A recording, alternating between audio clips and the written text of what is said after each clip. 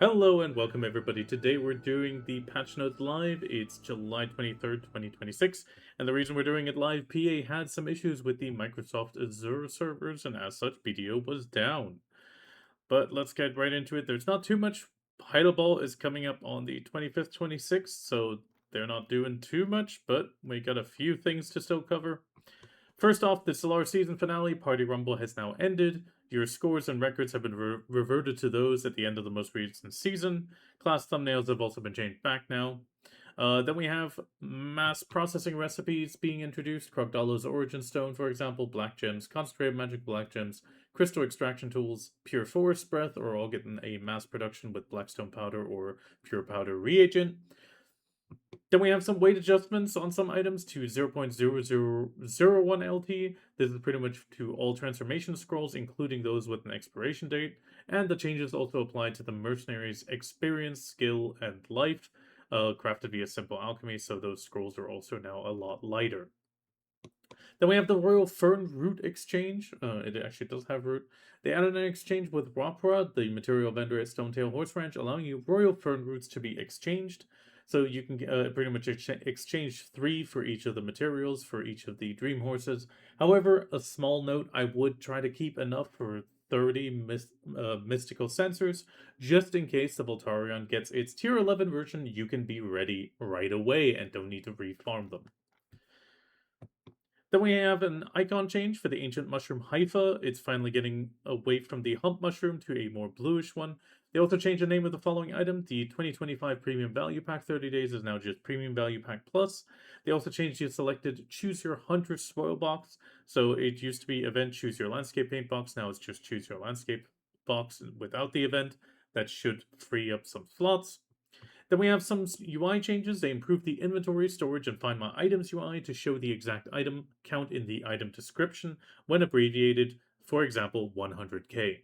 They also changed the background color of the Node War results UI to improve the visibility of detailed information, changed the border shape of some skill icons under the guild buffs, so they have been changed to a sort of shield visual. Then they also improved the auto use UI to display the disabled item count when any selected item has been fully consumed. Then we have a small system change. They fixed the damage dealt and damage taken in Node War, Conquest War, Arena of Solare, Guild League to include the following. So in Node and Conquest War, certain damages applied on misses, and Arena of Solare and Guild League, damage over time will now be also tracked, such as bleeding and poison, aka fixed damage types, and certain damage applied during misses. Web-wise, they improved the page scrolling behavior in the AoS replay UI. They also fixed an issue where certain years of the update history were not displayed in the Black Desert Plus app on mobile devices. Not many modifications and changes, it's mostly outfit stuff. So on the male classes, there was an issue with the Spotlight outfit appearing awkward on certain male classes when the durability decreased. On Ranger, they fixed an issue where the hair at the back of the head protruded through the rookie's helmet. Striker, they fixed an issue where Demonis and Angelian armor appeared awkward when worn with the Rakshasa gloves. Dark Knight, there was an issue with the Sin Turna Vidiant appearing different in and out of combat. Then on Dosa, it was the Marnist armor. Kunoichi, at the top of the head during the Citrus helmet. Musa, they fixed an issue where wearing certain outfits displayed an incorrect appearance. Then they fixed an issue where multiple markers for Panipani villager transformation scroll use locations appeared in the same spot. Mitigated an issue where workers would not automatically use recovery items in some situations. Fixed some issues where the required contribution points for production nodes with uninvested nodes were displayed incorrectly. Then they fixed some issues in Conquest War records from other servers, which could be viewed during an ongoing war. They also fixed some issues where records could not be viewed from other servers after they ended. They improved the item description on the event choose your landscape box, pretty much the same thing. And then we have a few gamepad mode fixes, auto navigation feature on the world map, ocean navigation settings, fix some issues where an error occurred when selecting the menu stable after choosing a town with a storage. Then they fixed an issue where the focus navigation did not work for the class and title fields in the Node War results UI.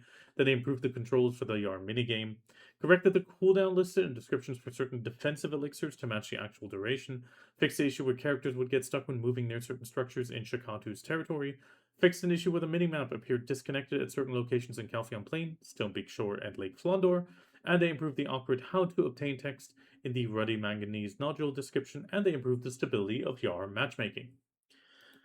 Event-wise, we have a few things. So first off, Heidel Ball countdown challenges. So D3, take your step towards the ball with the first gift. So get ready for these once per family daily login channels. So July 23rd, choose your landscape box, blessing of Cronstones for 3 days, choose your Thermion die boxes, and a few other goodies. Day 2, again, the landscape boxes, die boxes, life enhancement help kit, Fuger's magical elixir, and then on the other one, also again paint, including Ellie's magical instead of Fugar's in this one. Heidel starts on July 26th on Sunday. Pretty much a see you soon. Then we have another small thing. Twitch 3 days starting Sunday, so featuring the Heidel watch party. So we have some drops happening again. I will be trying to stream. It will be 3 a.m., so I might head off early on Sunday just so I can actually do that. Rewards by watch time, you have a 1 hour, 3 hour, 5 hour, and 10 hour watch time. Pretty much some nice goodies. A thankful premium outfit box for the 1 hour so you can get that nice and early, and another 1,000 crowns right at the end, on top of all the other rewards, obviously, since we're going to see a lot of codes. How to claim them? You pretty much watch Black Desert streams on Twitch during the event. Once you reach your required watch time, you then go to the web storage and pick it up for your in-game mail. We also have the NAU versus EU Showdown being mentioned, Arena of Arsha. This is going to be live. Live stream will be at 22:30 CEST. We have the casters Armin. I'm surprised they're letting him in, considering his recent stuff. Devious. Devious is a nice guy, and Endlave. Then we also have the Watch the Heidel Ball with the GMs. The event server will be announced by the GMs via chat on July 25th or July 26th, 02 CEST on the day of the ball. And it will be near the Dispatch Trade Merchant Vahan at Thermion Beach. So you can head there if you choose. Then we have It's Time for the Summer Guild Fair. This is a small thing, or big thing, depending on how you view it. We have on NA and EU in Velia on Friday, July 31st, pretty much right after the ball, to get people back into the game. The server will be announced via the in-game notice, and you can show up with your guildies, represent your guild, and try to maybe find some new friends coming back into BDO after the ball. Then we also have the Heidel Celebration Feast, July 23rd to August 6th. You can try the special celebratory platter featuring the first place recipes from each region's cooking contest. So we have the Global Banquet Platter, the combat version. It's pretty much a food buff for 3 hours. It visually includes the Korean Refined Feast, high quality Frank sandwich, Black Spirit meat croquette, and Balanos crispy pork belly in the picture. And then we have the other one, which is the Russian-speaking region Velian baked potato Delosian pudding, a roasted chicken, traditional Peruvian chicken and rice, and fresh whale meat salad for the light version. Pretty much curious about the winning recipes. You can also check these out. They have their own little post for it. Pretty much people were cooking in-game meals or other meals from around the world and posted them. Then we have the Sea Palace opening up again, July 23rd to August 6th as well. So you're invited to the fairy tale adventure in the Sea Palace. So you have the Sea Palace being opened again. We have Dorio, Hungyang, Durong, and the exit. Once per family, you have the Sea Palace entry quest. You can accept this to the Morning Light Sea Palace from the Black Spirit. You interact with the Palace Soldier sign in Velia. It will guide you to the Sea Palace. And after arriving, you complete the quest with the Shellfolk Captain Durong. Diving into the swirling sea to enter the palace, pretty much go to the edge of the cliff, shift W space. You have this swirling at Thermion Beach at the diving board, Coastal Cliff, and the Old Dole Straight Cliff in Morning Light. Four Tales of the Sea Palace. You have the Sea Palace treasure hunt happening, boss twice daily and every hour on the hour, and always available the bubbly diving suit if you have not grabbed that yet. So you can follow the map found at Thermion Beach and seek out the treasure, so we're going to be jumping into that immediately. So you have the treasure map on the beach and head to the Sea Palace to find the suspicious sack. You accept the event quest, obtain the treasure map during the quest, and return to Pubi. Afterwards, you head to the Sea Palace, find the suspicious sack, and get your reward, which includes the Sealed Megoria Phantom Ship, which looks absolutely gorgeous, bundle of 1,000 Cronstones, 3,000 Crow Coins, and 3 bundles, treasure bundles. There is a small little note. Right-click to mark the hidden suspicious sack location in the world map. This item will be removed, however, on the August 13 maintenance, so do make use of it and open. Beyond that, you have the Sea Palace quest for reinforcements, or request for reinforcements to stop Babyvel. So Babyvel is coming back twice daily. You transform into a palace soldier there and defeat Baby Vel. You have your fight up here, and Baby Vel will spawn, or the loot will drop at the bridge. Times are posted here: 2015 UTC and 0545 UTC, and in EU it's at 1930 CST and 2330 CST. Defeating Baby Vel will get you some rewards. You get some gold bars, corals, Kaffir stones, Kron stones, and you have chance base the Baby Vel's Roaring Bundle, which also can drop the Vel Heart, 1000 G gold bar, and some other goodies. You also have the weekly quest, which will give you some extra bundles. You have you have guaranteed Vel's Fine Powder, Kron stones. As mentioned, pretty much Crow Point Bundle has been added new, I believe. Then we also have the Vel's Concentrated Magic in here. As mentioned, Vel Heart is available. So, as another information, just so you are aware, if you transform into a Palace Soldier, you get a Talk to Durong for your transformation scroll, transform, and then pretty much LMB to throw water balloons to attack it. There is another thing on the tower to do a lot more damage, but you can figure that out with the information. Then we have the Miss Mew and Mr. Turt. The Fierce Race begins every hour on the hour from 10 to 24 in your local time. You have the Miss Mew or Mr. Turt. You pretty much have to pick or predict the winner. It's chance based. Sometimes the rabbit goes, sometimes not. It's kind of a bit much.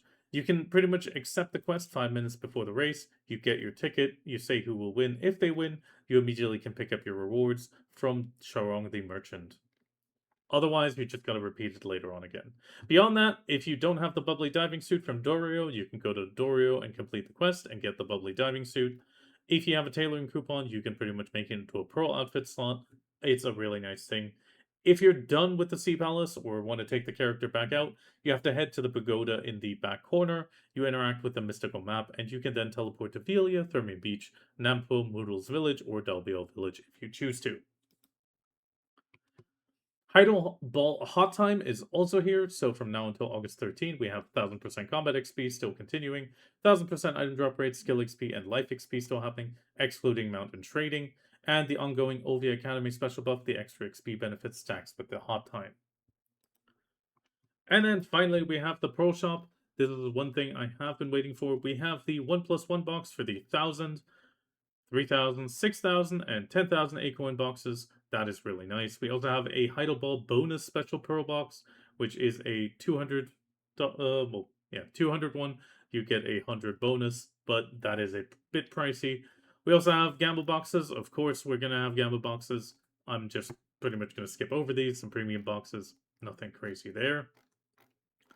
Then we have a Choose Your Popular Outfit pack, which includes Dark Prince, Black Horizon, Angelion, Demonis, Looking Frosh, Choose Your Rookie's Outfit, and Academia. You also have a Penta Maid pack being made available, backpack bundles. For 150 slots, it is good if you're returning. Otherwise, we also have 50 slots, Fairy Growth pack, 9 Gosfy pack, 3 Gosfy pack, Choose Your Tier 4 pet, which includes the Leopard, Golden Jindo, White Jindo, Golden Jindo Pup, or the White Jindo Pup. And then we also have the Pet for More Loot. The Prankebby, Tarkus, and Arctic Fox are also available. Then we have one for more weight, which includes the Monoceros, Sooty Rory, Polar Bear, or Marty Moth, excuse me. Then we have 50% off a family name change coupon, character name change coupon, and character name transfer coupon. Finally, on the category wise, we have 30% discount on inventory, weight, inventory slots, inventory weight, and also the Nafter campsite. And then finally, for new and returning players, up to 3,120 pearls, Premium Express Pack, which pretty much includes a new outfit, Patricio's Pocket Watch, and a few other goodies. Same thing for the Valks Enhancement Pack. It's for goodies, but not if you're in Belgium and Netherlands. Otherwise, we're probably not gonna get a global lab tomorrow. I will drop one if there is a video, or I will drop a video if there is one. But otherwise, we are gonna be waiting for the ball. I hope to see you then, and I wish you all the best. And my VTuber has been glitching out today a bit, but we're gonna see how that goes. And I wish you guys a lovely evening.